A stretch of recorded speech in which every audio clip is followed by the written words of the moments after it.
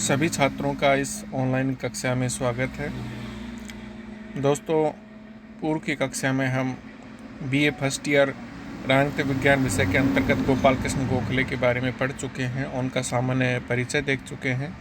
उनके राजनीतिक विचारों का हम अध्ययन कर चुके हैं और आर्थिक जो विचार थे उसके बारे में भी हम पढ़ चुके हैं। अब आज के इस वीडियो के माध्यम से हम गोपाल कृष्ण गोखले के राजनीतिक वसीयतनामे के बारे में चर्चा करेंगे। पॉलिटिकल टेस्टामेंट क्या था उनका, उसके बारे में बात करेंगे और साथ ही उनका समाज को, राष्ट्र को क्या योगदान था, क्या उनकी देन रही, उसके बारे में भी बात करेंगे। तो चलिए देखते हैं। सबसे पहले बात करते हैं गोखले के राजनीतिक वसीयतनामे में। दोस्तों, गोखले ने, मैंने बताया आपको कि 1915 में उनकी डेथ हो गई थी।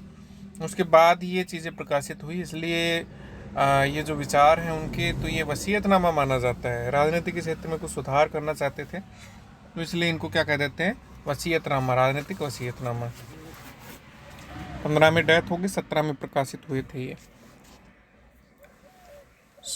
उन्होंने शासन में कुछ वैधानिक सुधार के लिए कुछ योजना तैयार की थी और ये योजना उनकी मृत्यु के पश्चात 2 साल बाद प्रकाशित हुई थी, इसलिए इसको राजनीतिक वसीयतनामा कहते हैं। 1909 में लागू किए गए माल्रे मिंटो सुधार अधिनियम उदारवादी गोखले सहित किसी को भी संतुष्ट नहीं कर पाए थे और सभी पक्षों द्वारा एक नए अधिनियम की आवश्यकता अनुभव की जा रही थी। ऐसी स्थिति में बम्बई के गवर्नर लॉर्ड वेलिंगटन के आग्रह पर गोखले ने वैधानिक सुधारों की एक योजना तैयार की, जिसे युद्ध के बाद क्रियान्वित किया जाना चाहिए था। गोखले द्वारा तैयार की गई ये योजना अगस्त 1917 में प्रकाशित हुई और इसे ही गोखले का राजनीतिक वसीयतनामा कहा गया। गोखले ने इस योजना को तैयार करने में फिरोज शाह मेहता तथा आगा खां से परामर्श किया था। प्रांतीय शासन और केंद्रीय शासन के संबंध में इस योजना में जो सुझाव थे, वो प्रमुख सुझाव इस प्रकार से थे कि प्रांतीय शासन में अधिक से अधिक प्रमुख रूप में प्रांतीय शासन के रूप में ही उन्होंने सुझाव दिए थे, सजेशंस दिए थे। प्रत्येक प्रांत में इन बातों की व्यवस्था होनी चाहिए, ये उनकी मंशा थी। तो इसमें क्या महत्वपूर्ण सुझाव थे, चलिए देखते हैं। पहली बात जो उन्होंने कही थी वो ये थी कि प्रांतीय शासन के अध्यक्ष के रूप में गवर्नर हो, जिसकी नियुक्ति इंग्लैंड से हो। नंबर 2, गवर्नर की सहायता और परामर्श देने के लिए 6 सदस्यों की एक कार्यकारिणी हो, जिसमें 3 भारतीय और 3 अंग्रेज हों। नंबर 3, प्रत्येक प्रांत में एक विधान परिषद होनी चाहिए, जिसकी सदस्य संख्या 75 से 100 सदस्यों के बीच हो। इस परिषद के कम से कम आधे सदस्यों का चुनाव विभिन्न निर्वाचन क्षेत्रों और विशिष्ट वर्गों द्वारा किया जाए। परिषद में विशेषज्ञों के अतिरिक्त कोई और गैर सरकारी नामजद सदस्य नहीं होने चाहिए। गवर्नर को यह अधिकार हो कि वह चाहे तो विशेषज्ञों के रूप में अथवा कार्यकारी सरकार के प्रतिनिधित्व में सहायता पहुंचाने के विचार से कुछ सरकारी सदस्य जोड़ सकता है। नंबर 4 है, प्रांत की कार्यकारी सरकार और इस प्रकार गठित विधान परिषद का आपसी संबंध लगभग वैसा ही होना चाहिए जैसा जर्मनी में इंपीरियल गवर्नमेंट तथा रची स्टैग यानी व्यवस्थापिका के बीच में है। विधान परिषद को प्रांत के लिए कानून निर्माण की शक्ति प्राप्त होगी और प्रांतीय कराधान में कमी या वृद्धि करने के लिए परिषद की अनुमति आवश्यक होगी। इस प्रकार पुनर्गठित हो जाने पर विधान परिषद के नियंत्रण में काम करने वाली इस प्रांतीय सरकार को प्रांत के आंतरिक प्रशासन का पूरा कार्यभार सौंपा जाना चाहिए और उसे वास्तव में स्वतंत्र वित्तीय शक्तियाँ प्रदान की जानी चाहिए। भारत सरकार के पास प्रांतीय शासन पर नियंत्रण का अधिकार अब नाम मात्र के लिए ही होना चाहिए, जिसका प्रयोग वह बहुत ही कम अवसरों पर करे। नंबर 6 बात जो उन्होंने प्रांतीय स्वशासन के बारे में कही वो ये थी कि प्रांतीय स्वशासन की यह योजना उस समय तक अधूरी रहेगी जब तक उसके साथ ही 2 काम न किए जाएं, और उन 2 कामों में पहला काम यह है कि जिला प्रशासन को उदार रूप दिया जाए। इसके लिए जिलाधीश के साथ अंशतः निर्वाचित और अंशतः मनोनीत छोटी जिला परिषदें जोड़ दी जानी चाहिए। नंबर 2 काम, स्थानीय स्वशासन का अत्यधिक विस्तार किया जाना चाहिए और ये स्थानीय संस्थाएं, ग्राम पंचायतें, म्यूनिसिपल बोर्ड, तालुका बोर्ड और जिला बोर्ड अपने कर्तव्यों का समुचित रूप से निर्वाह कर सकें। इसके लिए उनके पास पर्याप्त वित्तीय साधन उपलब्ध होने चाहिए। अगली बात है जो उन्होंने कही, केंद्रीय शासन अर्थात भारत सरकार में सुधार के लिए वो क्या क्या सुझाव थे उनके, वो हम देखते हैं। पहला सुझाव ये था दोस्तों कि केंद्रीय शासन को प्रांतीय शासन पर नियंत्रण का अधिकार केवल नामात्र के लिए होगा। अतः यह सुझाव दिया गया कि विभागों का पुनर्गठन करते हुए केवल 6 विभाग और इस प्रकार 6 ही सदस्य होने चाहिए। पहली जो बात उन्होंने कही वो है आंतरिक मामले, दूसरी है वित्त, तीसरी है विधि, चौथा प्रतिरक्षा, पांचवा संचार, रेल, डाक, तार इत्यादि, और छठा है विदेश। और इनमें कम से कम 2 सदस्य भारतीय होने चाहिए। नंबर 2 है केंद्र की विधान परिषद का नाम भारत की विधानसभा कर दिया जाना चाहिए। विधानसभा की शक्तियाँ बढ़ा दी जानी चाहिए और सदस्यों की संख्या बढ़ाकर प्रारंभ में लगभग 100 कर दी जानी चाहिए। विधानसभा में सरकारी बहुमत का सिद्धांत फिलहाल उस समय तक बने रहने दिया जाना चाहिए जब तक प्रांतीय स्वायत्तता के प्रसंग में की गई व्यवस्था का पर्याप्त अनुभव प्राप्त न हो जाए। अगली बात है कि इस प्रकार गठित भारत सरकार को वित्तीय मामलों में भारत मंत्री के नियंत्रण से मुक्त कर दिया जाना चाहिए और अन्य मामलों में भी भारत सरकार पर भारत मंत्री का नियंत्रण कम कर दिया जाना चाहिए।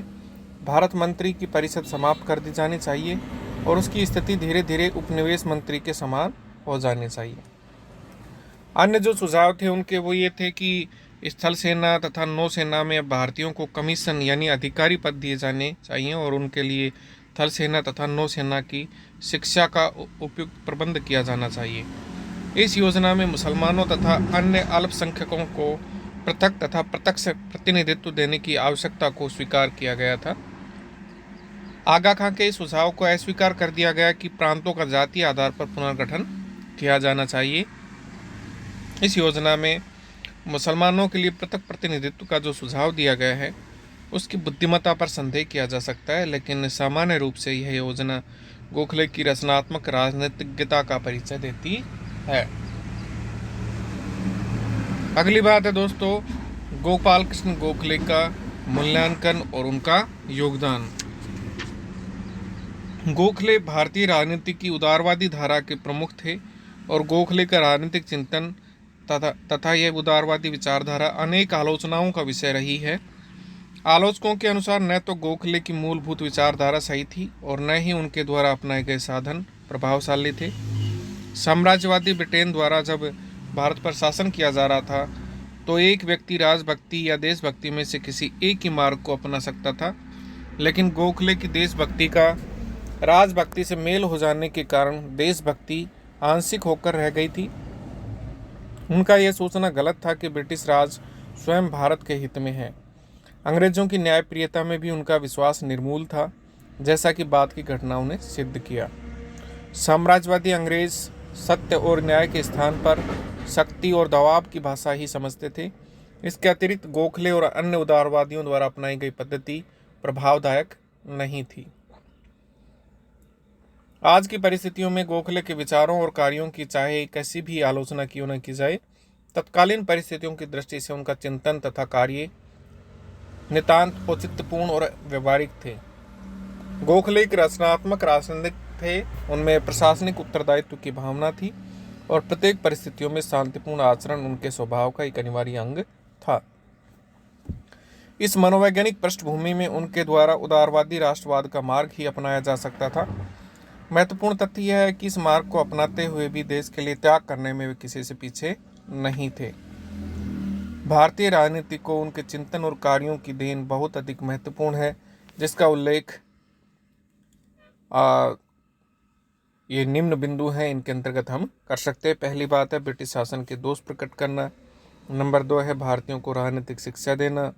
नंबर 3 है भारतीय राष्ट्रीयता के एक जनक विकेंद्रीकरण का आग्रह, उपयोगी आर्थिक चिंतन, राजनीति का आध्यात्मिकरण और अंतिम बिंदु है भारत सेवक समाज की स्थापना।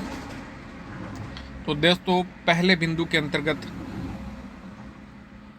क्या बातें हैं उनके बारे में हम डिस्कशन करते हैं कि ब्रिटिश शासन के दोष प्रकट करना। गोखले उदारवादी थे, लेकिन ब्रिटिश शासन की आलोचना करने में उन्होंने सदैव जो जरूरी साहस था, वीरता था, उसका उन्होंने परिचय दिया। उन्होंने ब्रिटिश शासन के साम्राज्यवादी रवैये और नौकरशाही के हाथों में शक्ति के केंद्रीकरण की प्रबल आलोचना की। अत्यधिक सैनिक खर्चे, भारी कर भार, उच्च नौकरशाही के अभारतीय स्वरूप, विधानसभाओं के दोषपूर्ण गठन और उनके अपर्याप्त अधिकारों पर उन्होंने सदैव ही भारी विरोध प्रकट किया। उन्होंने जिस प्रकार से ब्रिटिश शासन के दोष स्पष्ट किए, उससे भारतीय जनता को ब्रिटिश सरकार का विरोध करने की प्रेरणा मिली। इस प्रकार उदारवादी गोखले ने भविष्य के जन आंदोलन की पृष्ठभूमि तैयार की। नंबर 2 बात है भारतीयों को राजनीतिक शिक्षा। उनकी एक अन्य महत्वपूर्ण देन भारतीय जनता को राजनीतिक शिक्षा प्रदान करना है। गोखले ने सभी महत्वपूर्ण विषयों पर विचार व्यक्त करते हुए शासन से संबंध प्रमुख प्रश्नों पर प्रबल जनमत का निर्माण किया। उन्होंने भारतीय जनता को व्यक्तिगत स्वाधीनता, प्रतिनिधित्वात्मक संस्थाओं की स्थापना, आर्थिक और सामाजिक सुधार और अंत में स्वशासन की मांग करने के लिए प्रेरित किया। उन्होंने भारतीय जनता में राजनीतिक प्रश्नों के प्रति जागृति उत्पन्न की और कुल मिलाकर 7 बार इंग्लैंड की यात्रा की। उनके द्वारा भारतीय प्रश्नों के संबंध में इंग्लैंड के जनमत को प्रभावित करने में पर्याप्त सफलता प्राप्त की गई।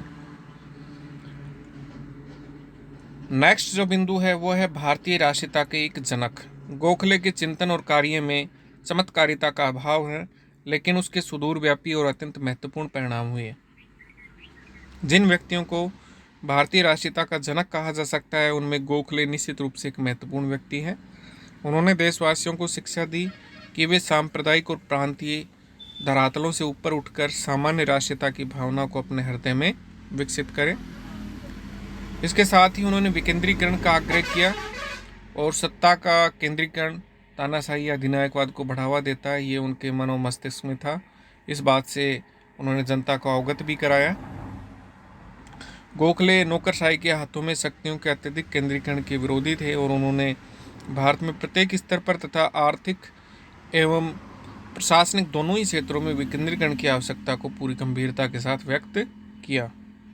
गोखले की राजनीतिक दूरदर्शिता का प्रमाण इस तथ्य में मिलता है कि उन्होंने लोकतांत्रिक विकेंद्रीकरण की आवश्यकता बतलाते हुए अपने समय में जो योजना प्रस्तुत की थी, वह आज भी भारत में पंचायती राज के संबंध में प्रासंगिक है। उनका जो आर्थिक चिंतन था वो भी बहुत ही उपयोगी था। गोखले न केवल राजनीति बल्कि इतिहास और अर्थशास्त्र के बहुत बड़े प्रकांड पंडित थे। उन्होंने सैनिक खर्चे में कमी करने, भारतीयों को उच्च प्रशासनिक पद प्रदान करने, कर भार में कमी करने, कृषि में सुधार और औद्योगिक विकास पर जोर देने की मांग की। देशभक्ति की आवश्यकता और आर्थिक कारणों से उन्होंने स्वदेशी के प्रयोग को राष्ट्रीय धर्म की संज्ञा दी। उनका आर्थिक चिंतन इस बात का परिचायक है कि उन्हें आर्थिक मामलों में स्पष्ट और गहरी दृष्टि प्राप्त थी। राजनीति के आध्यात्मिकरण करने की भी वो बात करते हैं। भारत सेवक समाज की उन्होंने 1905 में स्थापना की, तो ये उनका महत्वपूर्ण योगदान था। अब नेक्स्ट वीडियो में हम बाल गंगाधर तिलक के बारे में पढ़ेंगे। धन्यवाद।